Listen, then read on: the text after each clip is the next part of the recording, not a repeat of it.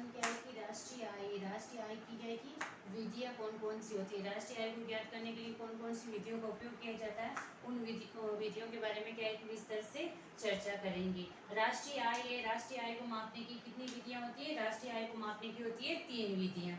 कितनी विधि होती है? 3 विधियाँ। एक होती है उत्पाद विधि, दूसरी होती है आय विधि, तीसरी होती है व्यय विधि। ये क्या है कि राष्ट्रीय आय है उसको मापने की 3 विधियां हैं। उसमें से पहली विधि है उत्पाद विधि। उत्पादन विधि है, उस उत्पादन विधि को क्या है कि 2 भागों में बांटा जाता है। एक तो है अंतिम मूल्य और दूसरा है मूल्य वर्धन विधि। इसके अंतर्गत क्या है कि 2 है धारणा के आधार पर क्या है कि उत्पादन विधि को ज्ञात किया जाता है, जिसमें एक तो है अंतिम मूल्य, जैसे कि किसी भी देश की क्या है कि जो कि सेवाओं और वस्तुओं हैं उसके अंतिम मूल्य का योग जोड़ा जाता है। उस अंतिम मूल्य का योग है ना, वही क्या है उत्पादन विधि के अंतर्गत आता है। अंतिम मूल्य का योग यानी एक वित्तीय वर्ष के अंतर्गत, एक वित्तीय वर्ष यानी 1 अप्रैल से 31 मार्च तक जो क्या है कि जो वस्तु और सेवाओं का उत्पादन होता है उसके अंतिम मूल्य का योग ही उसके अंतर्गत जोड़ा जाता है। जैसे एक देश एक वर्ष में जितनी भी वस्तुओं और सेवाओं का उत्पादन करता है उनके अंतिम मूल्य का योग करके क्या है कि अंतिम मूल्य का योग करके एक उत्पादन विधि ज्ञात की जाती है। जैसे मध्यवर्ती वस्तुओं का मूल्य नहीं जोड़ा जाता है, जिससे ये है अंतिम वस्तु है उसके के मूल्य का योग करना, तो उसमें क्या है कि अंतिम मूल्य को नहीं जोड़ा जाता है, अंतिम मूल्य को जोड़ा जाता है। मध्यवर्ती वस्तु है उसके मूल्य को नहीं जोड़ा जाता है। मध्यवर्ती वस्तु यानी यहाँ इसमें क्या है कि मध्यवर्ती वस्तु, जैसे एक वस्तु बनाई अपन ने, उसमें क्या है कि वस्तु बनाने के लिए अपन को फंटा लेना है, फंटे के बाद में अपन को क्या लेना है, जैसे फंटा वो आया अपने 500 रुपए का।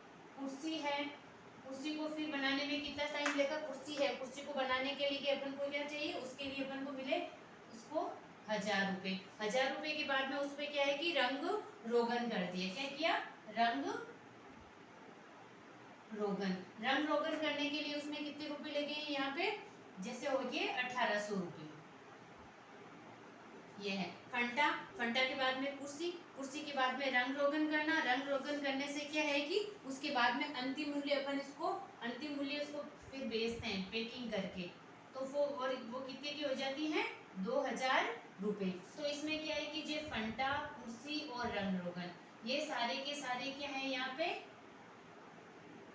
मध्यवर्ती वस्तु है, और जो ये है वो क्या है कि इसमें क्या है अंतिम मूल्य, ये है अंतिम मूल्य। तो इसमें क्या है कि अंतिम मूल्य ये है मध्यवर्ती वस्तु, उस मध्यवर्ती वस्तु को इसको क्या है कि अपन यहाँ नहीं जोड़ेंगे, जो अंतिम मूल्य है उस अंतिम मूल्य को यही यहाँ जोड़ा जाता है। अगर इनको सारों को जोड़ते तो क्या है कि ये उसमें क्या है कि दोहरी गणना की क्या है कि समस्या उत्पन्न हो जाती है। जैसे दोहरी गणना की समस्या की संभावना होती है, अगर ये मध्यवर्ती सारी वस्तुओं को जोड़ लेते तो उसमें क्या है कि दोहरी गणना की समस्या उत्पन्न हो जाती है। फिर है दूसरी है मूल्यवर्धन विधि, इसमें है मूल्य वर्धन विधि। उत्पत्ति के प्रत्येक स्तर या चरण पर वस्तु के मूल्य में जो वृद्धि होती है उसे जोड़ा जाता है, मतलब प्रत्येक स्तर पर जो वृद्धि होती है, जैसे यहाँ से यहाँ तक कितनी वृद्धि हुई, फंटा और कुर्सी है तो इनके बीच में वृद्धि 500 की ये थी, ये 1000, तो यहाँ बीच में मध्यवर्ती वस्तु की ये हो गई 500 रुपए। फिर है ये 1000 से यहाँ कितने के हुआ, जैसे कि 800, और यहाँ कितना हो गया फिर इसमें से 1000 और ये बीच में ये कितने 800 होगी, ये है इसमें मध्यवित्त में कितने वृद्धि कितनी हुई, जैसे 500 में तो ये आगे 1000 तो 500 की वृद्धि होगी, फिर 1000 और यहाँ है 1800, 800 की वृद्धि होगी 1800, और ये है 2000 तो यहाँ कितने की वृद्धि हो गई, 200 की वृद्धि होगी। तो इस प्रकार क्या है कि देखो 500, 800 और 200, 0 0 8 9 10 10 ये 1500 ही रुपए हुए हैं। फिर ये 1800 और ये 2000। इस प्रकार इसमें क्या है कि अलग अलग वस्तु के अलग अलग मूल्य को काउंट किया जाता है। जो उत्पत्ति के प्रत्येक स्तर या चरण पर वस्तु के मूल्य में जो वृद्धि होती है उसे जोड़ा जाता है। ये वृद्धि होगी ना इसके अंतर्गत, वो ही इसमें जोड़ा जाता है। और दोहरी गणना की समस्या का समाधान करने तो इस विधि का प्रयोग किया जाता है। दोहरी गणना है उसकी समस्या है उसका समाधान करने के लिए क्या है कि इस उत्पादन विधि का प्रयोग किया जाता है। फिर है दूसरी है आय विधि। उत्पत्ति के साधनों को किया गया भुगतान उसकी आय होती है। जो उत्पत्ति के साधन है, उत्पत्ति के साधन कितने, उत्पत्ति के साधन बताए थे आपको, उत्पत्ति के 4 साधन बताए थे। जैसे उत्पत्ति के साधन, उत्पत्ति के ये है साधन, उत्पत्ति के साधन कितने होते हैं, 4। 4 में जैसे कि उसमें उत्पत्ति के साधन में है, जैसे यह है भूमि, भूमि, श्रम और भूमि, श्रम, साहस और एक पूंजी।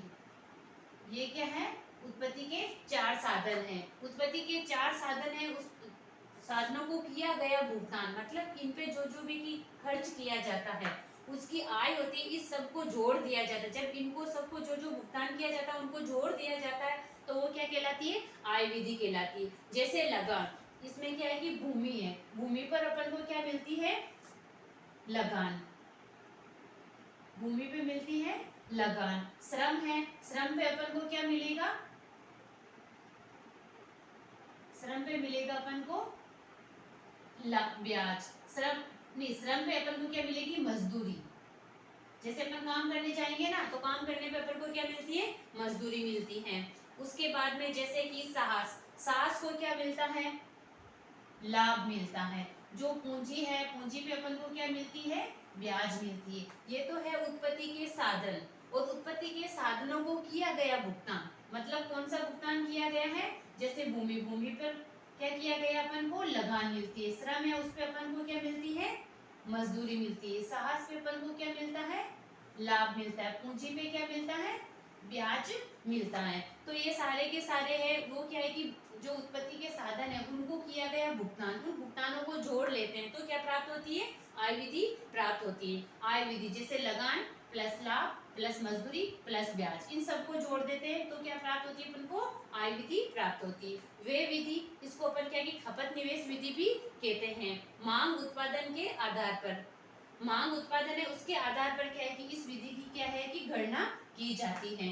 राष्ट्रीय आय की गणना करने के लिए 1 वर्ष की अवधि में किए गए उपभोग, निवेश तथा सहकारी व्यय में, सहकारी व्यय है उसके अंतर्गत आयात निर्यात के अंतर को जोड़ दिया जाता है तो क्या है कि सकल व्यय विधि ज्ञात की जाती है। किस प्रकार की ज्ञात की जाती है, जैसे ये रहा आपके उपभोग, निवेश, सरकारी व्यय और आयात और निर्यात में से क्या है कि उसको घटा के और उसको क्या है कि इसमें जोड़ देने से कौन सी विधि ज्ञात होती है, वे विधि ज्ञात होती है। सी यानी उपभोग व्यय, सी का मतलब यहाँ क्या हुआ, उपभोग व्यय।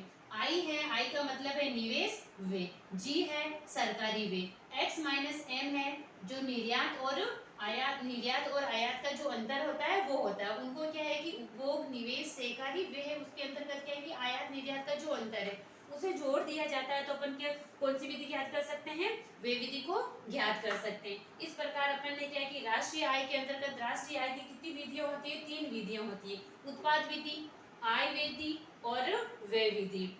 वो ज्ञात देखिए। फिर है कि भारत में राष्ट्रीय आय की गणना हेतु उत्पादन आय संगठन विधि का क्या है कि प्रयोग किया जाता है। भारत के अंतर्गत क्या है कि राष्ट्रीय आय है उसकी गणना करने के लिए कौन सी विधि का उपयोग किया जाता है, उत्पादन आय संगणना विधि का प्रयोग किया जाता है। जैसे अलग अलग क्षेत्र है उसमें क्या है कि अलग अलग विधियों का प्रयोग किया जाता है। जैसे कृषि क्षेत्र है, कृषि क्षेत्र के अंतर्गत क्या है कि उत्पादन विधि का प्रयोग किया जाता है क्योंकि कृषि करते हैं तो कृषि को करने से अपन को क्या है कि उत्पादन प्राप्त होता है तो उत्पादन विधि के द्वारा इसे ज्ञात किया जाता है। उद्योग है, उद्योग धंधों में भी क्या है भी उत्पादन प्रक्रिया चलती है तो वहाँ पे क्या है कि उत्पादन विधि का प्रयोग किया जाता है। फिर निर्माण है, अपन कोई भी वस्तु बनाते हैं तो उस वस्तु को बनाने में क्या है कि अपन को खर्च होता है तो उसके आधार पर अपन क्या है कि वे विधि से ज्ञात करते हैं। सेवा क्षेत्र है, सेवा अगर अपन किसी को सेवा देंगे, सेवा के बदले में अपन को क्या प्राप्त होती है, आर्थिक सहायता प्राप्त होती है तो आर्थिक सहायता उसको अपन किससे ज्ञात करेंगे, आय विधि से ज्ञात करेंगे। भारत में राष्ट्रीय आय में सर्वाधिक योगदान किसका है, सेवा क्षेत्र का यानी तृतीय क्षेत्र का।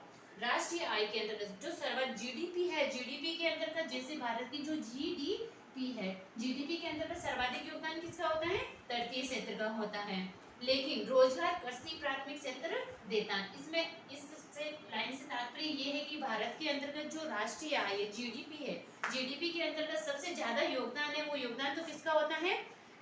तृतीय क्षेत्र, सेवा क्षेत्र का होता है। लेकिन भारत के अंतर्गत जो सबसे ज्यादा रोजगार देने वाला क्षेत्र है, रोजगार देने वाला क्षेत्र कौन सा है? प्राथमिक क्षेत्र या कृषि क्षेत्र है, क्योंकि इस क्षेत्र में ही क्या सब मजदूरों को या सब लोग है उनको क्या कि ज्यादा रोजगार प्राप्त होता है। लेकिन इनकम जो प्राप्त होती है, जीडीपी है, उसमें ज्यादा योगदान किसका होता है? योगदान वो होता है तृतीय क्षेत्र का। इस प्रकार आज अपन ने क्या है कि आय विधि, व्यय विधि और ये सारी विधियां देखी है। इसके आधार पर अपन आज देखेंगे कि इनके अंतर्गत क्या कि क्वेश्चन कैसे बनते हैं, कि क्वेश्चन कैसे पूछा जाता है कि भाई आय विधि में से क्वेश्चन कैसे आएगा, व्यय विधि में से क्वेश्चन कैसे आएगा। तो मैं क्या कि आपको यहाँ एक दो क्वेश्चन लिख के बता रही हूँ। जैसे कि ये क्वेश्चन दोहरी गणना की समस्या को दूर करने के लिए क्या है? दोहरी गणना की समस्या को दूर करने के लिए, दोहरी समस्या है उसकी गणना को दूर क्या है कि दूर करने के लिए निम्न में से किस मद को सकल राष्ट्रीय उत्पाद में से घटाया जाता है। तो इसमें क्या है कि दोहरी गणना की समस्या है उसको दूर करने के लिए किस मद को क्या है कि सकल राष्ट्रीय उत्पाद है उसमें से घटाया जाता है। सकल राष्ट्रीय उत्पाद यानी सकल कुल राष्ट्रीय उत्पाद, तो जीएनपी में से उसको घटाया जाता है। तो इसमें क्या है कि ए है, जैसे क्या है कि पूंजी उपभोग वह है, बी है प्रत्यक्ष कर और सी है मध्यवर्ती वस्तुओं का मूल्य और डी है परोक्ष कर।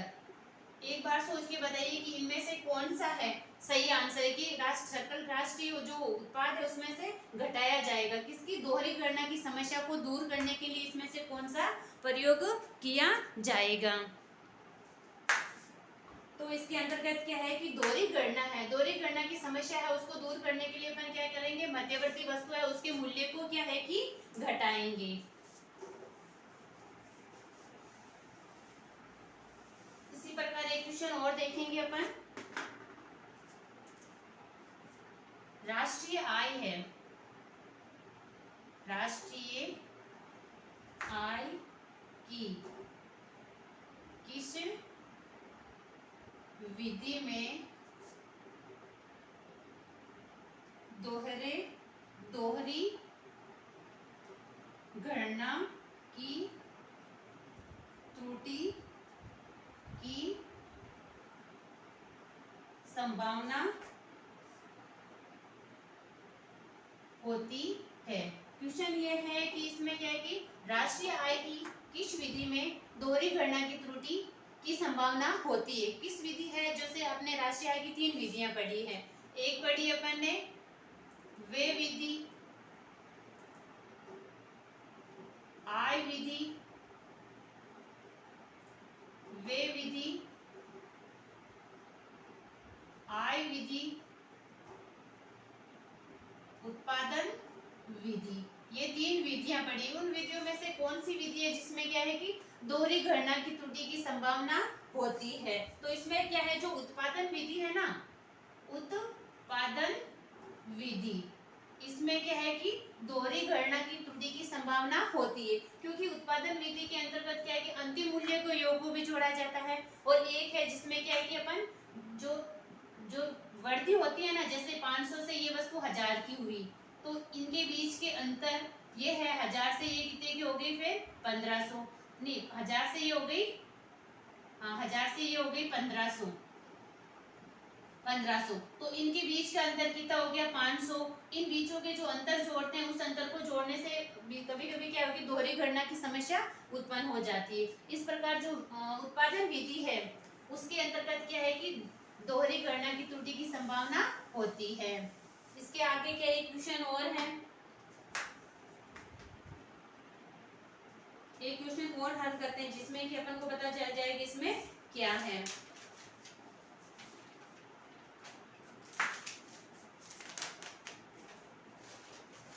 जैसे कि राष्ट्रीय आय में से इस क्वेश्चन बता भारतीय अर्थव्यवस्था में कौन सा क्षेत्र, जैसे भारतीय अर्थव्यवस्था में कौन सा क्षेत्र सर्वाधिक रोजगार प्रदान करता है। तो इसमें क्या है कि भारतीय अर्थव्यवस्था है उसमें कौन सा क्षेत्र है जो कि सर्वाधिक रोजगार प्रदान करता है। तो सर्वाधिक रोजगार प्रदान करने वाला तो क्षेत्र कौन सा है, प्राथमिक क्षेत्र या कृषि क्षेत्र। यहीं पे क्या है कि ये क्वेश्चन आ जाए, जैसे भारतीय अर्थव्यवस्था है उसमें कौन से क्षेत्र का जीडीपी में सर्वाधिक योगदान है, कौन में जीडीपी है उस जीडीपी में सर्वाधिक योगदान प्रदान करने वाला क्षेत्र कौन सा है। तो उसमें उसका आंसर जीडीपी में योगदान है तो उसमें आ जाएगा आपका तृतीयक क्षेत्र, तृतीयक क्षेत्र या सेवा क्षेत्र। इस प्रकार के कि राष्ट्रीय आय है, राष्ट्रीय जो आय की जो आकलन विधियां होती हैं आकलन विधियों में से अपन को ऐसे क्वेश्चन बन के आते हैं। आगे देखिए जैसे कि ये से ही क्वेश्चन है तो इसमें क्या है कि जैसे हाँ एक और क्वेश्चन देख लिए भारतीय आय की गणना करने के लिए, जैसे भारतीय आय है एक क्वेश्चन और देखिए आय से संबंधित आप भारत में राष्ट्रीय आय की गणना करने के लिए किस विधि का उपयोग किया जाता है। इसमें देखो जैसे आ गया आय विधि, बी के अंतर्गत दे दिया व्यय विधि, सी के अंतर्गत दे दिया उत्पादन विधि और डी के अंतर्गत दे दिया उपयुक्त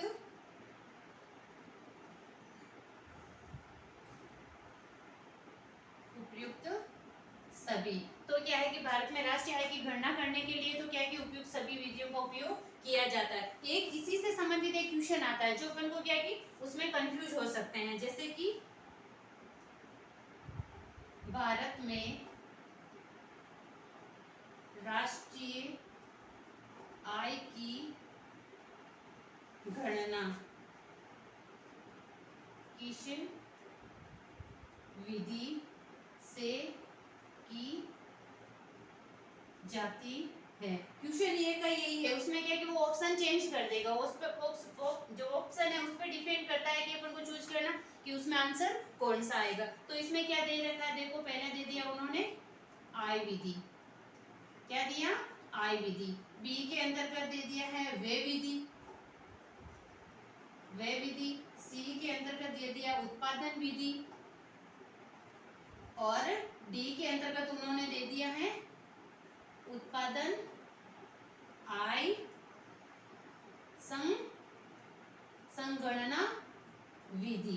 ठीक है, तो वो कंफ्यूज करने के लिए अपन को कैसे भी ऑप्शन दे सकते हैं। इसमें तो क्या है कि उन्होंने आय विधि, व्यय विधि, उत्पादन विधि ये सारी दी, तो उसमें अपन को क्या है कि आय विधि का भी उपयोग किया जाता है, उत्पादन का भी किया जाता है, तो अपन को क्या है कि उपयुक्त सभी गणना होता है। लेकिन भारत में राष्ट्रीय आय की गणना किस विधि से की जाती है, तो उन्होंने आय विधि दे दिया अलग से, व्यय विधि अलग से दे दिया, उत्पादन विधि अलग से दे दिया, लेकिन उन्होंने क्या कि उत्पादन आय संगणना विधि है जो है कि महत्वपूर्ण रूप से तो क्या है कि उत्पादन आय संगणना विधि का ही क्या है कि राष्ट्रीय आय है उसमें क्या है कि ज्ञात करने के लिए इस विधि का ही उपयोग किया जाता है। तो इस ऑप्शन में अपन के क्या है ये डी सही होगा। लेकिन ये क्वेश्चन इस तरफ से आए उसके आंसर ऐसे आए तो उसमें क्या है कि डी आंसर होगा। तो इस प्रकार अपन ने क्या है कि राष्ट्रीय आय की 4-5 वीडियो उसके अंतर्गत राष्ट्रीय आय सारी कंप्लीट कर लिए। उसमें जीडीपी, जीएनपी, राष्ट्रीय आय की गणना और जैसे कि पिछले साल के जो क्वेश्चन आए वो क्वेश्चन भी अपन एक वीडियो के अंदर सोल्व करने की कोशिश की है।